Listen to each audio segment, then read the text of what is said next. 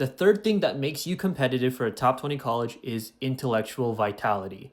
Now, this term is something that I am borrowing from other people in the admissions counseling space who've coined this term. But to summarize, intellectual vitality is the idea that you are more than just a student who shows up to classrooms casually. You care deeply about learning into a subject as far as you can go. I realize this isn't obvious to everybody, but in case you didn't know, one of the reasons top 20 universities have that distinction and they have that prestige is because of research output. What this means is that admissions officers at top 20 universities are looking for indicators of a strong student academically. So, if you haven't taken the SAT or ACT yet, even if you're a freshman, I highly, highly recommend that you just go and take a practice test, benchmark yourself, and see how much you need to study. If you are well below the threshold for a lot of these top 20 colleges, I highly recommend you grind as hard as you can this summer and even the next summer if you have it, so that you can be within range, because that's going to be one of the most important things they look for. I cannot stress this enough, but going test optional is already kind of a compromise. So the earlier you start the standardized test, the better. Remember, it's a standardized test. You can study it starting now. You don't have to start in your junior year or even your senior year. Some students do that. Start as early as you can, learn the test inside and out, and try to do as best as you can. Of course, while making sure you have good grades.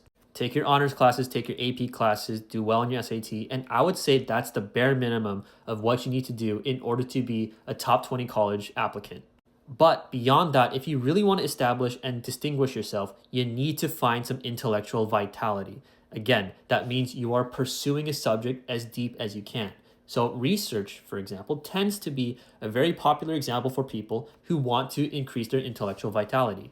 It's a way of showing that you've been interested enough in a subject and you've gotten partnered with some PhD or professor or a lab where you get to explore it in a more serious academic context. You're not just taking a test, you're not just, doing it for a quiz, but instead you're learning this purely for the love of the game.